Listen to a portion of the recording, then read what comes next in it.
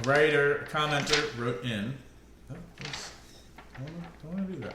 I'm Reid from readaboutsex.com. I'm Cathy from theintimacydojo.com. And we had somebody who wrote a really sweet question about, in response to our video, isn't dependency in a relationship bad, and how do you avoid it? In response to that video, somebody asked, and I'll paraphrase, they're in a relationship with somebody who suffers from depression. The person who wrote in also has their own struggle with depression.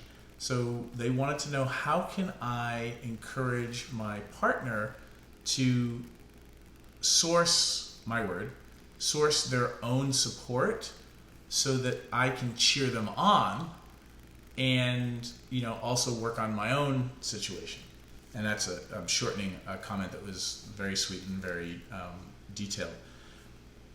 So thank you for that person who left the comment, and thank you for everybody else who keeps leaving comments so that we have other things to talk about. Yeah, and just so you know, the traditional understanding is if one person writes about it, 1,000 people or more are wondering about it. So when you write in and share things with us, we get to answer directly and touch a lot of lives. So we really appreciate it. Thank you for that.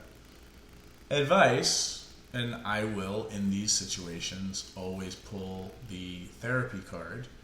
My first question when people come to me for coaching is, I'm like, do you have a therapist? What's your support network look like?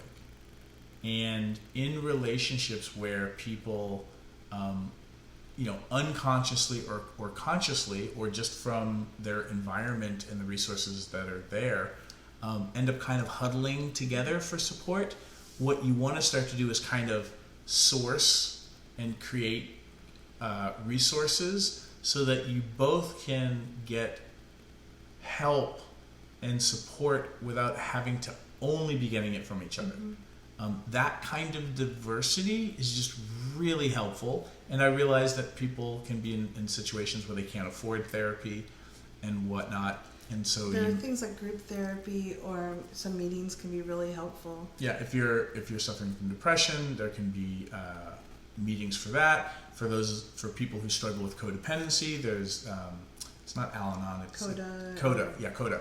So there are resources that you may have at your disposal that you just don't know about. Mm-hmm. And again, watching videos like this can point you in the right directions for these things. Sometimes role modeling, getting your own support network and getting out and help your partner see how much better you feel can help that as well. Mm-hmm. So you can be making sure that your needs are met really well and encourage them to do their own, or if you find a group that you really love and you're wanting to share, invite them along. Yeah, and it's not that it's wrong for you guys to have needs, and it's not that it's wrong for you guys to help each other with those needs, but if the only way you're getting your needs met is from one source, and that's a source that you're in an intimate relationship with, really tricky and usually, skewing unhealthy. Mm-hmm. So in this situation, the person's very self-aware, is like, well, I'm working on my own stuff, and my partner's having their struggles. How do I cheer them on? It also, when you're relying just on each other, it can actually increase the sense of depression, because depression often stems from a feeling of disempowerment, of not being effective in the world and not being able to take really good care of yourself. So when you're just relying on each other, there's a sense of insecurity. When you have a group and people that you can rely on, it tends to ease that, like, okay, I am actually supported. I can actually take pretty good care of myself, can actually allow the depression to lift. Mm-hmm. So for me, as somebody who doesn't struggle with or has that challenge of having to deal with depression personally, I also feel like I'm at a loss in certain ways to give you advice. So, part of my advice is that you may want to go to people who are actually experts in these fields for advice that they are experts on.